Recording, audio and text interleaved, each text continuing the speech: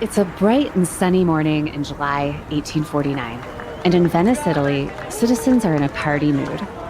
They're out in force, celebrating the annual religious ceremony, Festa della Madonna della Salute. A small child looks up at the sky and sees an object. Unsure of what it is, he points to it. He quickly captures the attention of everyone else in the street, and they stop what they're doing and look up. It appears to be some sort of balloon, and there's something attached to it. And the people then realize what's attached. Explosives. Months earlier, the Italian Republic, led by Venice, had declared its independence from the Austrian Empire. Several battles had taken place, and the Italians were repeatedly defeated by the strategic genius of Field Marshal Joseph Radetzky von Raditz. The Marshal, though, needed something that would finally stymie the ongoing uprisings, so had decided to try out a new weapon, translated from German as balloons with hurling bombs. Though the explosives didn't actually detonate that day due to the strong winds, they did provoke a great deal of fear in the citizens of Venice. Less than a month later, the Venetians would surrender to the empire. This Austrian siege of Venice would go down in history as a defining moment in that war, but now has even greater significance as arguably the first ever wartime involvement of unmanned aerial vehicles, or as they're commonly known today, drones. Though the siege is viewed as a success for the Austrian Empire, the technology wasn't really in place to allow for these primitive drones to succeed at their mission. But now, 175 years later, contemporary drones are becoming incredibly commonplace. More importantly, though, they are drastically changing battle strategies around the world, in conflicts from Ukraine to Gaza to China. And the U.S. Army is working to stay at the cutting edge of all of this, employing their top officers, soldiers, and techs to make it happen. In today's episode, our hosts sit down with Lieutenant Colonel Moseph Sauda, the director of the Joint Counter Small Unmanned Aircraft System University, or JCU, based out of Fort Sill. As well as testing out the latest technology, the school is teaching soldiers and citizens how to identify, engage, and neutralize hostile drones. In today's episode, they talk about the JCU, the latest in drone warfare, and how Sauda's love of music brought him to where he is today. I'm Carrie Varohaikis, and this is Army Matters.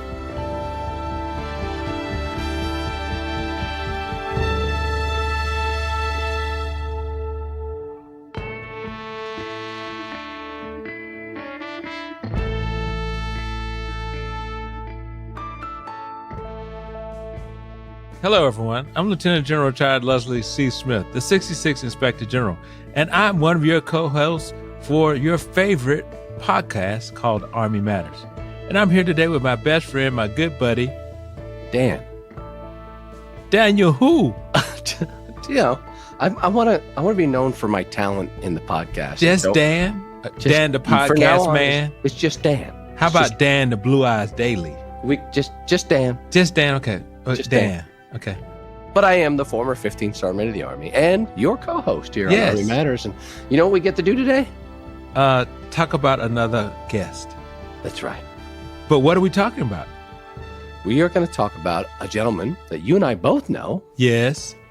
And he's in charge of a pretty important program right now. Pretty important, yeah. That I bet you almost every single American has heard about the technology that he is constantly looking for ways to counter in the United States Army. You know what that technology is, Les? What is it? Drones. Yeah.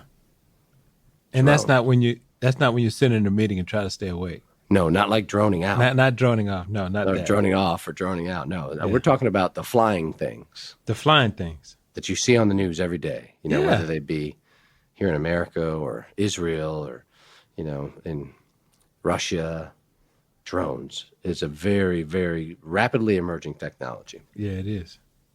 What is your experience with drones?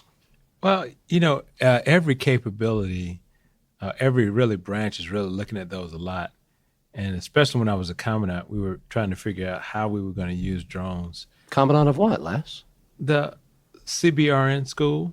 What's CBRN mean? Chem Bio Rad Nuke, in charge of all the weapons of mass destruction and defense training for the Army and a lot of the Joint Force. I was going to ask, you had drones back then? Yeah, we were developing the capability because we, just like we talk about today, we wanted to have a system go out versus a soldier first. Yeah. So Dan, how about you? You sound like you were born operating a drone. Well, is that true? No, but we in the infantry, we had the handheld drones pretty early on. And I shouldn't say early on. After the 2000s, we had some. They were, I would say, in today's technology, they were very primitive. Primitive. They were really hard to fly. They did have a camera on it. They weren't very reliable, and we crashed them all the time. I do remember that. Mm-hmm. But the first time I invaded Iraq, you mean you invaded? You mean your unit invaded? Oh yeah, well, my unit did. Yeah, and but we had very effective drones at that point. And we used them extensively, even during the invasion of Iraq back in 2004. Yes. Yeah, it's amazing to remember the capability we were all looking at. Is like, oh my gosh, we had the ability to see it live stream.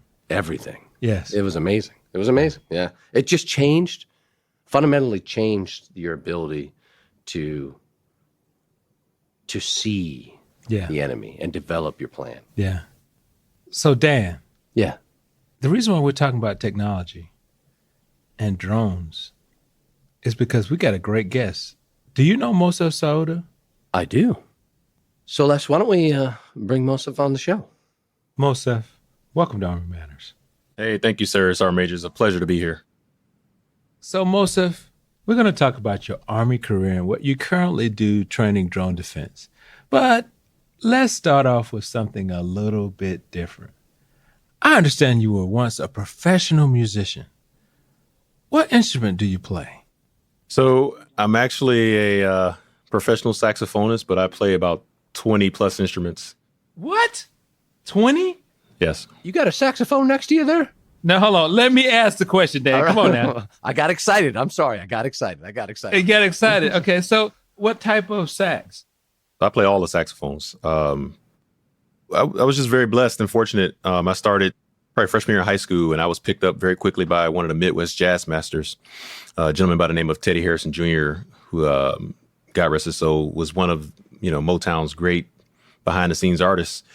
And so he started me on that journey, but I started on alto sax, and then I moved through all of them. I played baritone, alto, tenor, soprano. Really? Yeah, and didn't know my grandfather was as good as he was. My grandfather was also served in the Army and also played saxophone at one point. Yeah. Wow. Oh, that's cool. So you said 20 instruments. Yes. You just gave us about 3 or 4. Give us a couple more. What else do you play? So flute, clarinet, trumpet, trombone. Actually, my first instrument is drums. That's what I started on. My father was a drummer. Oh, my God. Yeah. So I play a lot of percussion, hand percussion, a lot of brass, piano. Okay. Yep. Wow. And you're like a Renaissance man or something. Renaissance. What do you think, Dan? Renaissance man. That's it. Yeah. Yeah. And so what's the best jazz show that you've ever performed in? Probably would be the North American Montreux Jazz Festival, which is out of Detroit, Michigan. It's a really big jazz festival, and I was fortunate enough to work with some of our great artists, Branford Marcellus and Kenny Garrett and others, James Carter. Wow. So very, very blessed to have worked with some really amazing people, to include Aretha Franklin as well. So, really? Yes, sir. Wow. I'm really impressed with that. Now, help me out here. You're from Detroit Rock City, right? Yes, sir. Anybody else in your family serve in the military? So, yeah, my grandfather actually served. He was stationed in Germany way before I was born. Mm-hmm. And I have cousins that have served full careers already. Yeah, so I've learned a lot from them, and a few uncles that also served, and I have some Vietnam vets as well. So let's hear about your Army story. Now, I understand that 9/11 inspired you to enlist. Tell us the story. Where were you? So what's really interesting in my story is, although I had a lot of service members based off of my age group, a lot of those were connected to the Vietnam era. So they didn't talk about their service that much. And the cousins that I had that joined, I didn't know they even joined until after I was already in. So September 11th, I'm a college student at Bethune-Cookman University. I'm in my senior year, and it's a normal Tuesday morning like any other. And turn the TV on, and I see planes going into buildings. So the next day, I walked into Captain Robinson's office. He was our recruiter at the time, and I said, "Hey, tell me about the Army." And that changed the trajectory of my life and everything I was doing from that point forward. I was one of the first in the Army. They had a accelerated cadet training program you guys probably know about. So I was one of the first successful cadets to make it out of that program. Had no idea what the Army was and what it did, no intention of serving. And I went straight to advanced camp that summer. Really? And airborne school. Explain the accelerated program. What happened? Yeah, so the accelerated program was a really cool program the Army started. You had to do at least 2 years of ROTC. And like I said, I was already a senior. So I had to commit to another year of college to commission. And it's changed a lot since then. But back in the early 2000s, they were looking for a way to hurry up and commission good qualified candidates. And so then Lieutenant Colonel Macarella was a really good PMS.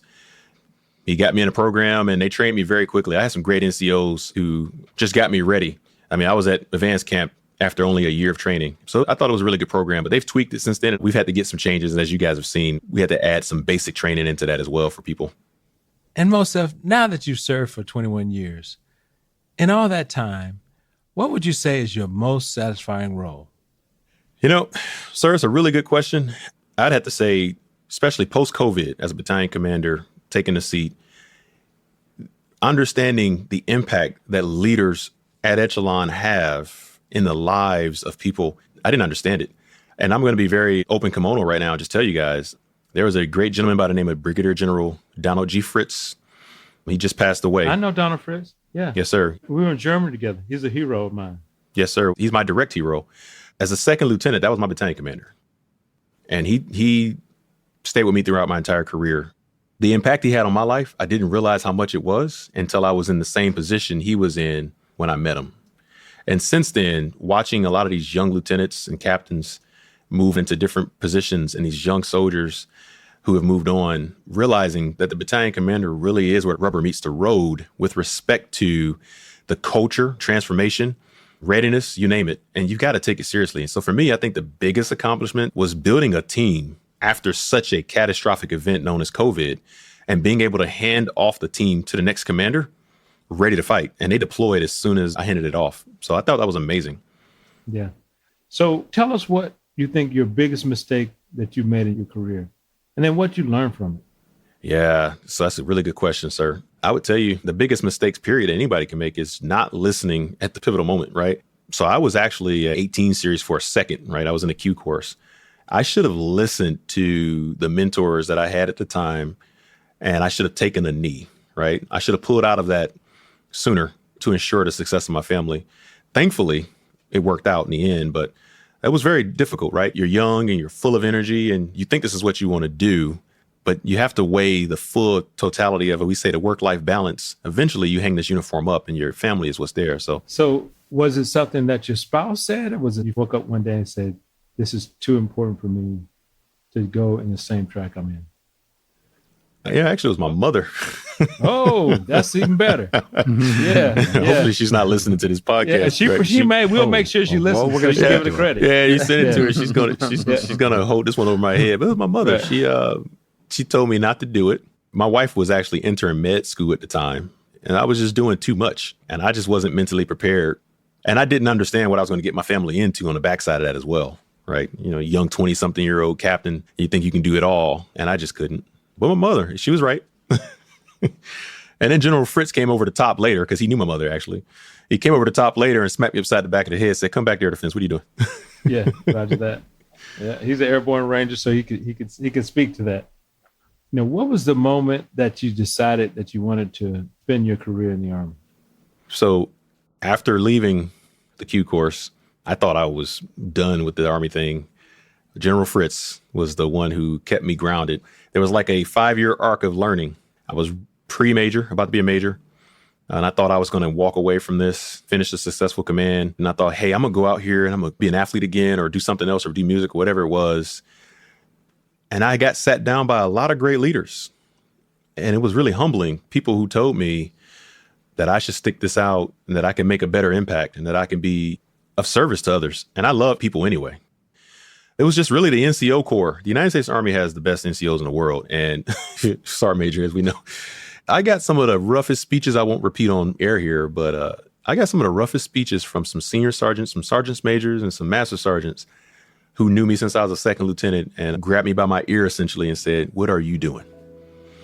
And that's when I realized I needed to stay. It was the best decision I ever made because I went from IOLE directly to the 82nd, and the rest is history.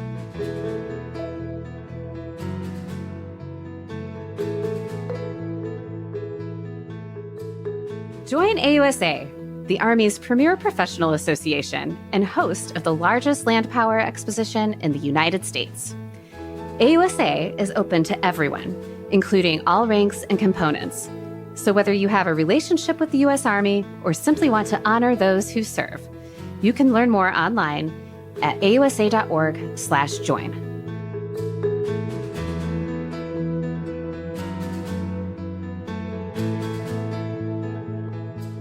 Welcome back to Army Matters. It seems like today you can't watch a news story without seeing some mention of drones. It's both the strength of our Army, but it also poses a number of challenges. Moseph, can you tell us, how long have drones been used in warfare? Yes. So what's really interesting is how you define a drone, right? Actually, they've been in use for decades, which is really interesting when you do the research. You say, wait, what? But when you talk recent history, the U.S. is very heavy in the utilization of unmanned aircraft. What's interesting is that we were essentially at the forefront of drone utilization in combat theaters all the way through that 20 years that we were operating. But as we kind of waned in that, you look at that 2016 timeframe and what was happening in the world with ISIS and everything else, at the small scale end, what we call the Group 1 and Group 2 aircraft, the proliferation of what, for older folks, we call the Radio Shack technologies, right? Yeah, the proliferation of those garage-based handmade things was a game changer, so that now anyone can now enter the fray. You don't have to be a state actor to have access to these technologies. And so decades of use, but in the last 5 years alone, it has moved at the pace of software updates in your cell phone, essentially. It's faster than imaginable. And we've already started to see the utilization of artificial intelligence and machine learning as part of that. I'd like to stress to anybody listening, you need to take this very seriously, because a 5-year-old can learn to fly a drone and can create disruptive effects. Yeah, my nephew has them. He flies them all the time. He's better at flying than I am. But it's a different type of engagement area. It's a different type of utilization in the combat fields, and it's very difficult. So you have said in past interviews that you have to assume today that you're being watched all the time. What does that mean for our listeners? Yes. So to quote our senior leaders, we call it persistent observation. And many of us, we look at our principles and how we fight. We talk about surprise and speed. The bottom line is what you thought was surprise or the ability to utilize deception has changed, right? So you need to assume that you're being watched through all phases of preparation and all phases of execution of what you're doing in any theater. Again, you can have very young folks operating them. It could be civilians. It could be military. You never know. But the bottom line is that observation leads to intelligence gathering and the ability to apply effects to targets. And so we have to understand that that's going to change how we operate and how we move in theaters, how we move when we train. It's going to force a serious discussion about the fundamentals, right, down to that squad level about how we move and operate as we're moving about. Now, the Army and military branches have all in the past, when they have to adapt to a certain type of enemy threat or capability, we typically in the past have stood up Joint Task Force, and the JCU being one of those. Could you tell our listeners what exactly is the JCU and what's your mission? Yeah, so the Joint Counter-UAS University is a DoD-sponsored school. We train all services, federal agencies, allied and partner nations. That is our charter directly from the Army senior leaders. Now, the Army is the executive agent for all things counter-UAS for the Joint Force. And what that simply means is that we are the ones responsible for standing everything up right now, the funding of it, and the manning of it, and the infancy of it. We train across operators. So for operators, people who march, order, and place the equipment, as well as troubleshoot and utilize it. And then we also train the planners, the folks who are out here talking about how to actually defeat these threats. And one of the things that you're going to start hearing more often is installation protection. And so we also teach what's called an installation counter small UAS protection course as well. What we do is we want to maintain pace with the threat, make sure that what we're teaching is relevant, but also we want to make sure that we're utilizing the latest equipment as well. And so that's done through the Joint Counter-UAS Office out of the Pentagon, the JCO. We also are working towards building a capacity for an exportable training capability, which is your mobile training teams, to ensure that we can get to the force as they need it. And then lastly, as we talk about training those allied and partner nations, we also want to make sure they're tied in, because you talk about interoperability, but we want to make sure that they are also protected as well. Yeah. I mean, sharing those lessons learned, obviously they're seeing things that we can't see and vice versa. And that exchange of information helps us all grow and get better. Correct. What is the drone buster and the smart shooter? Yeah. So the drone buster and smart shooter represents what we call handheld defeat systems. One is non-kinetic and one is kinetic. The drone buster is a non-kinetic electronic attack system under the electronic warfare umbrella. It can do GPS denial, but typically across the radio bands as well. So what I want to put out there, obviously, you're talking final protective fire type systems, right? And this is giving the user the ability to defeat a threat that's closing in. When you look at smart shooter. Yeah, these are short range capabilities, what we're talking about. Correct. Yeah, short range capabilities, very close in. You're already in the visual detection range for these systems. And so smart shooter is pretty cool because it is actually a individual fire control optic, which is amazing. It does a firing solution for the shooter. So when you pull the trigger, for instance, with a smart shooter on your M4 weapon system, it does not automatically fire. Instead, it takes into account the wind, the drift, the speed of the aircraft, the ballistics on that rifle, all that's built into the optic, and it fires when it has the optimal fire solution for you. It's pretty amazing. That is amazing. Because I remember being with the duck hunters back when I was a Bradley guy, and they were using Kentucky windage back then. Right, exactly. Well, they had radar too. They did, but they had to be good shooters. And I'm sure the same exists today. Absolutely. What is the most misunderstood aspect of military drone technology? Wow, Sergeant Major, that's a loaded one. What I've seen, and I'll apply your question this way. What I've seen is that people really do not understand the difficulty of detecting these systems, right? So I think there's a thought process that these things can be found pretty easily, but I'll tell you, they hide relatively easily. And then also to add to that, I think another part that's missing here is that you can buy your way out of this fight. I think it's misunderstood that the Material L solution can get you to success. There is no silver bullet with respect to these drones. So I think it's misunderstood a lot of times that you're going to purchase something and it'll be this umbrella system to defeat across the spectrum, and it's just not possible. I always just say all the time, people, when we were fighting in Iraq, why don't you just do this? Well, there are no sharks with laser beams on their heads out there that's going to fix everything. It's good old soldier integration of equipment and utilization of that through command intent and motivated people on the battlefield. So you mentioned earlier, this is joint, obviously, in the title, it's JCU, and you're working with the other services, but you also mentioned that you work with civilian agencies, law enforcement, and others. Why is that so important for our listeners? Why is it so important that we're not just thinking about other militaries out there in the world? Yeah, absolutely important. For the federal agencies that we work with, this is a big deal. When we look at our installation protection piece, there are a lot of laws tied to what you can do in the United States, for instance. And so you have to have a clear understanding of the rules of engagement in your homeland. There's a lot of things that can happen with drone utilization. Again, you don't know who's flying what. So the hobbyist could be flying for fun, or it could actually be someone trying to collect intel on a site. And so it's really important that we ensure our federal agencies have the proper tools, the training, that they understand the threat and its capabilities, that they understand how to defeat these things. Because when you talk about even security detail protections, again, someone can watch everything you're doing. So you got to make sure that they get these things and that we're providing them with the best training possible. Absolutely. Today's buzzword in the IT world is artificial intelligence. You mentioned this a little bit earlier about how we're seeing an integration of that into drone technology. Can you talk about that a little bit more and what the current involvement is? Yeah, so a good case study for anybody listening would be Nagorno-Karabakh region, right? For our listeners, sir, where's that? So we're talking about over Azerbaijan area, Turkey, Georgia, all that area over there, right? Yep. And when you look at the utilization of loitering munitions that have target recognition software. In other words, these are autonomous or semi-autonomous drones that can find their own targets and prosecute them. That is sci-fi for a lot of Americans, but this is happening right now. So this is very important when you think about the technology and what it's doing and the ability for it to learn as well. So when we were all younger, we had armor recognition cards. I still have a deck at home, right? And if you're a tanker or a Bradley guy, you have to have these cards. Oh, yeah. because a lot of our systems look the same, right? Well, imagine now this system does that for itself and it picks out the target and can go acquire it. That is already happening on the battlefield right now. That's scary. And when you're looking about the integration of what we already have in security for facial recognition, all those other things, I mean, what are the limits to these things? Obviously, no limits probably is, integration of technology. What I'm learning right now is one of the limits is really your ethics, right? Your values, your morals. So it really comes down to what are we willing to accept? Do we want to have a human in the loop with everything we do? Or are we willing to allow AI, ML, as they say, artificial intelligence, machine learning, to essentially have mission command, right? And to be able to operate inside of an area.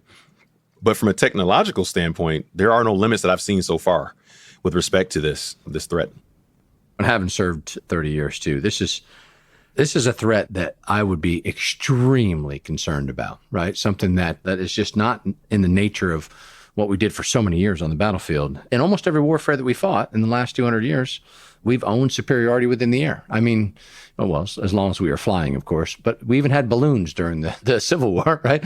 And this is just unbelievable because now the integration of this technology and the availability over commercial shelf procurement and the cost, how cheap they are, gosh, I mean, they could be everywhere, like you said.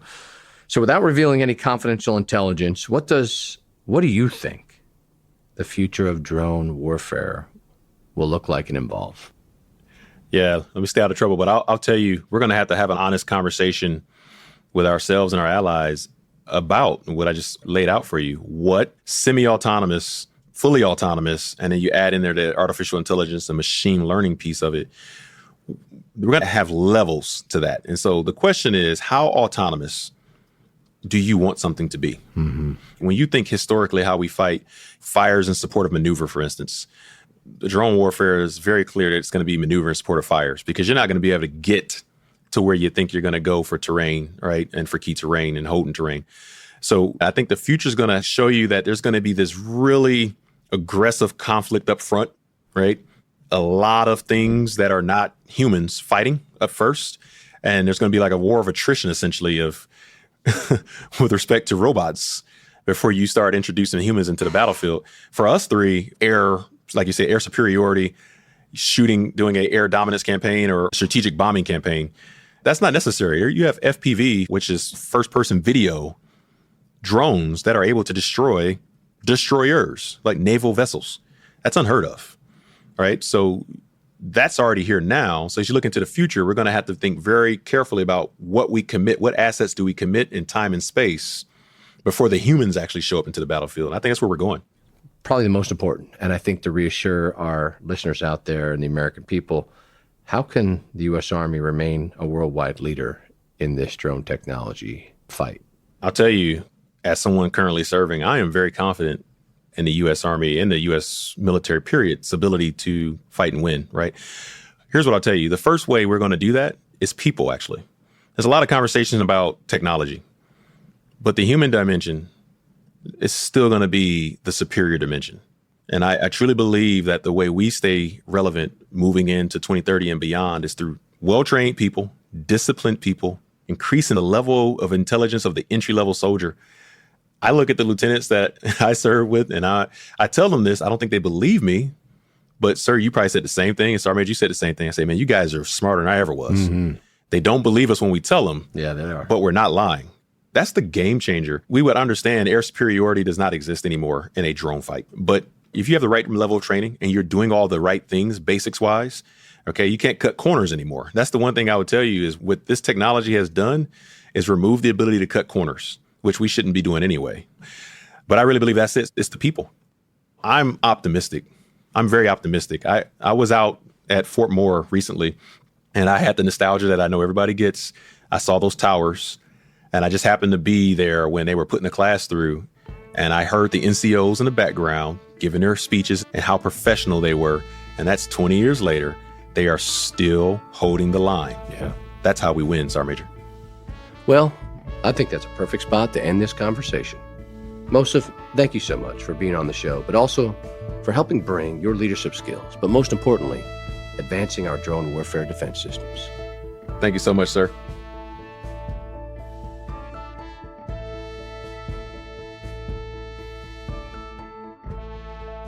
If you listen frequently, you often hear our hosts and guests talk about their love of sports.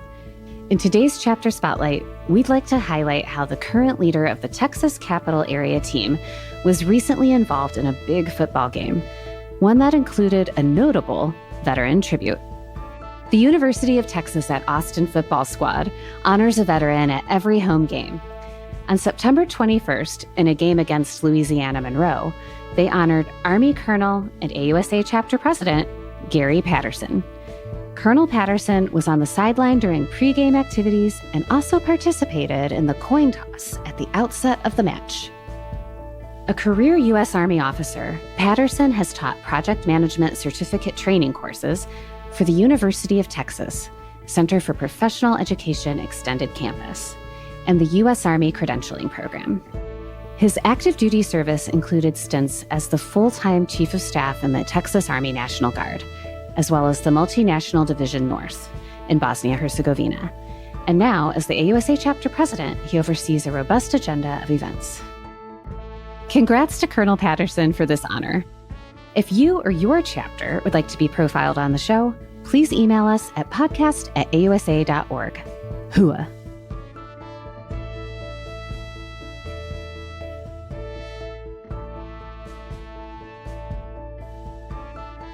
Every October, AUSA hosts its annual meeting and exposition, and at this year's show, Army Matters had a big presence.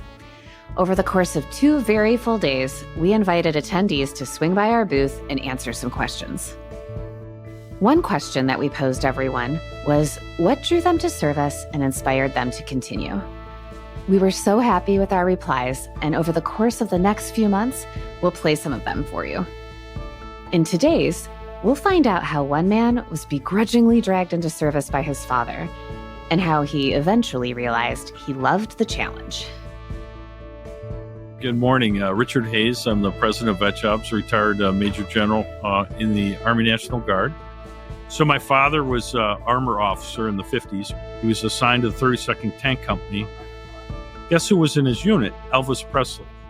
So my dad had a storied history. He got out, went to law school, mid-50s from the Army, but he told all us kids, you got to serve your country.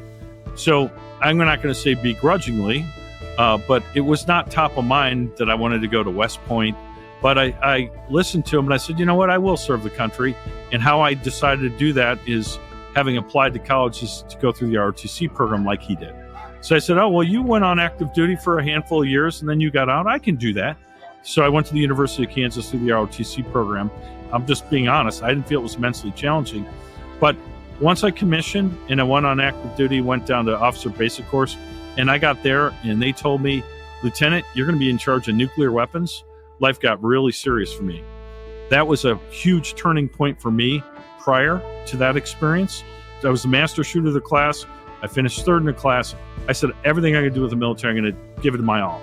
And I did. And my all ended up being mostly in the Guard, but because I enjoyed all spectrums of what I did, but I was able to serve, and I really appreciated the gift of the opportunity to be able to do so.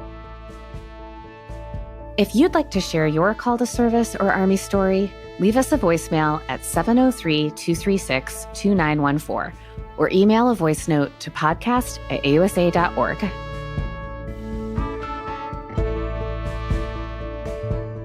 To all our listeners, thanks for joining us. Army Matters is brought to you by the Association of the United States Army, the U.S. Army's professional association, member-supported, Army-connected. Visit us at AUSA.org for more information or to become a member. Your membership helps AUSA continue to carry out its mission, educate, inform, and connect with the total Army, our industry partners, and supporters of a strong national defense. Today's episode was hosted by Lieutenant General Retired Les Smith and SMA Retired Dan Dailey, and anchor hosted by Carrie Barrow-Heckes. Anthony Del Call is the producer and writer, and Andy Bosnack is the supervising sound editor. Ellen Toner is the content editor. Unzinga Curry is the executive producer, and the senior producers are Carrie Barrow-Heckes and LaSharon Duncan. Be sure to subscribe to Army Matters wherever you get your podcasts, and please leave a review. As you know, we love seeing stars in the Army, especially if it comes in the form of a 5-star review. AUSA's Army Matters podcast can also be heard on Reach Across America Radio on Monday at 8 p.m. Eastern, on the iHeartRadio app, the Odyssey app, and the TuneIn app with the search of the word Wreath. AUSA's Army Matters podcast primary purpose is to entertain. The podcast does not constitute advice or services. While guests are invited to listen, listeners, please note that you're not being provided professional advice from the podcast or the guest. The views and opinions of our guests do not necessarily reflect the views of AUSA. For questions or to provide topic recommendations, email us at podcast@ausa.org. I'm LaSharon Duncan, hoping you have a great Army day. Go Army! Beat Navy! Hooah!